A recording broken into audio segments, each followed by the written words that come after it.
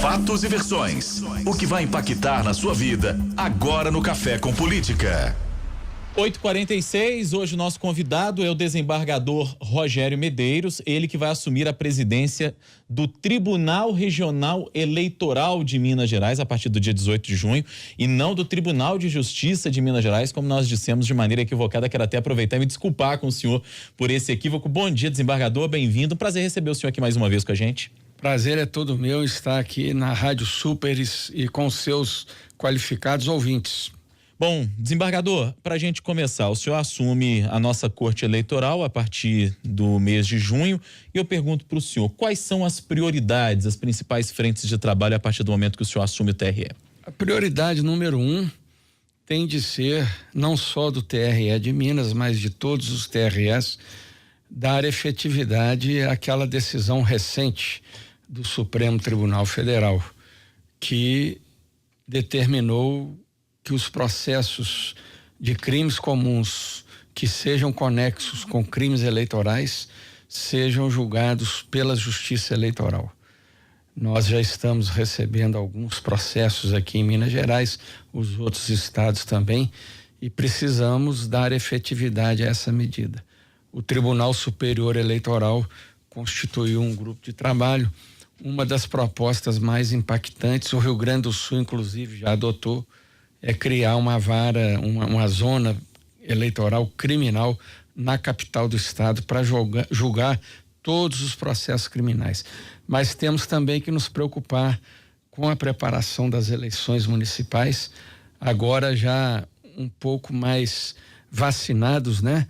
Com a questão das fake news, uma grande novidade negativa que veio com as eleições de 2018. Prosseguir na biometrização do eleitorado, que tem que estar 100% concluída no Brasil, Minas Gerais, inclusive, até 2022. E a implantação do processo judicial eletrônico.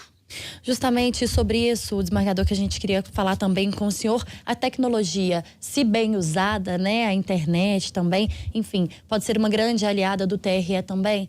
Sim, nós fizemos um seminário em Brasília, na sexta-feira, dia 17 de maio.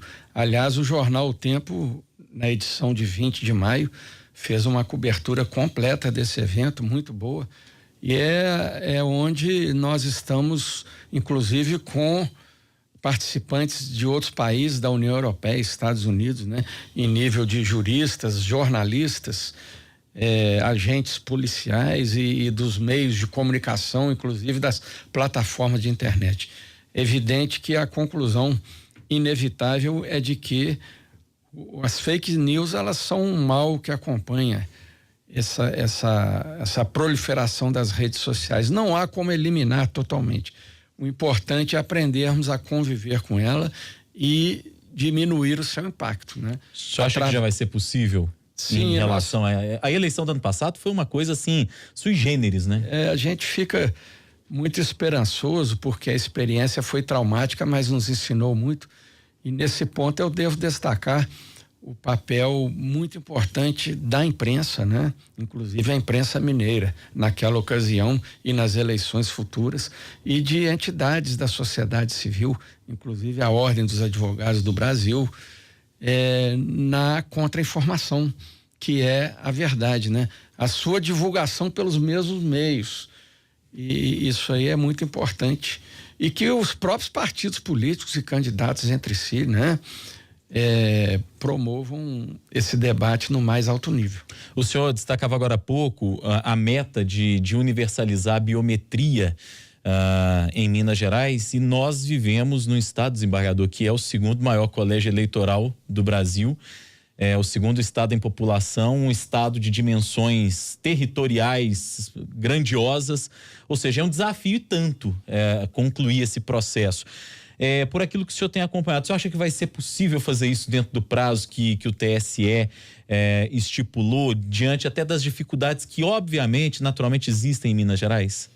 Eu acredito que sim, porque as metas estão muito bem planejadas. Nós temos o planejamento estratégico. Realmente Minas é o maior, é o estado que tem o maior número de municípios e também o maior número de zonas eleitorais, municípios às vezes pequenos, distantes, né? Mas o interessante é que justamente os 3 maiores colégios eleitorais do Brasil, pela ordem São Paulo, Minas e Rio de Janeiro, que estão com a biometria mais atrasada. No entanto, a biometrização obrigatória já realizada, ela focou muito regiões de grande aglomeração populacional. Eu cito nas últimas eleições, por exemplo, aqui próximo a Belo Horizonte, Contagem, Betim, né?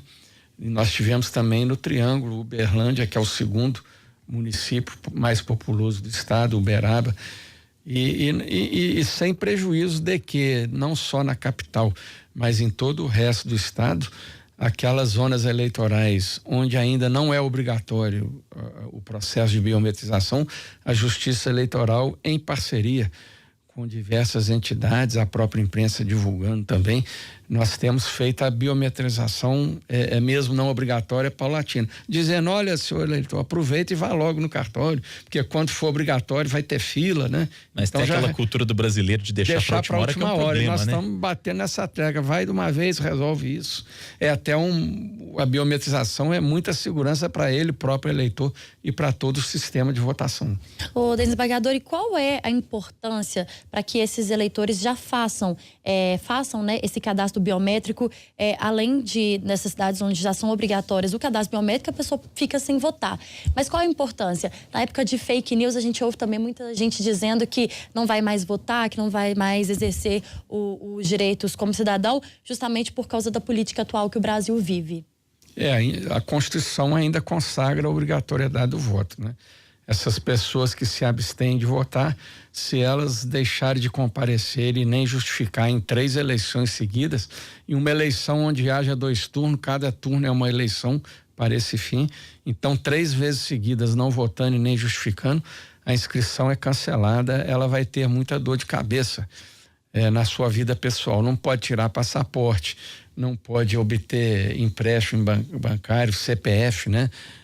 Fica inviabilizado de se obter, não pode participar de concursos públicos, licitações, é um transtorno. Então, tem mais, eu sempre digo isso, eu vou lá no velho Platão, filósofo grego, que pensou muito bem a política, né? A política nobre, naquela concepção grega do bem comum, do bem da cidade, né? Da polis.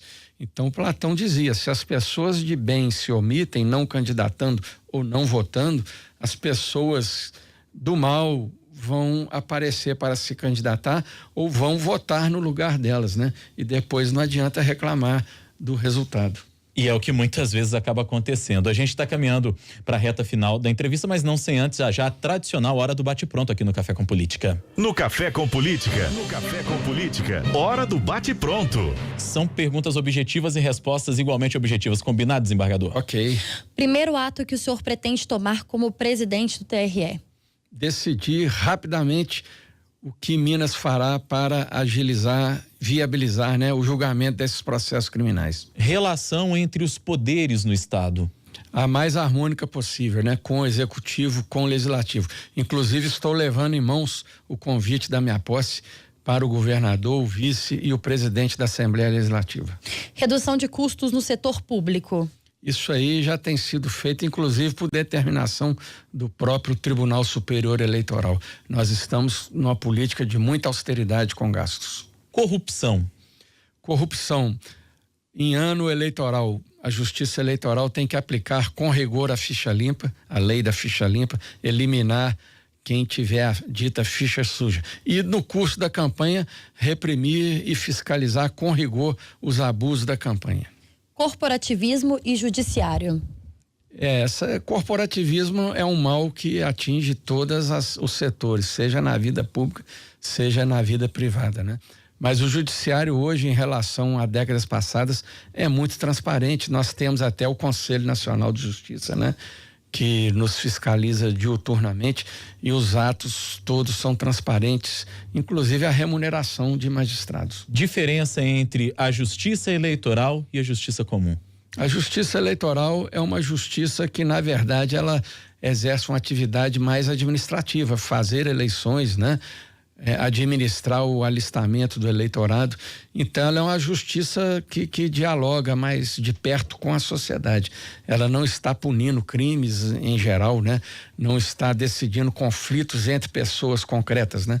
Mas ela está contribuindo, sendo assim um gestor da coisa mais importante que deve haver numa nação, num estado e no município: a escolha dos representantes dos cidadãos, né? Nos diversos cargos políticos eletivos. Desembargador Rogério Medeiros, futuro presidente do TRE, o Tribunal Regional Eleitoral de Minas Gerais, a partir do dia 18 de junho, foi nosso convidado de hoje. Gostaria de agradecer a sua entrevista e desejar que o senhor faça um bom trabalho à frente do TRE. E faremos com o apoio que sempre tivemos, graças a Deus, dos órgãos sérios de imprensa, como é o Grupo Sempre, né? De que faz parte essa rádio, o Jornal O Tempo e toda a imprensa de Minas Gerais. Nós contamos com esse apoio. Muito obrigado.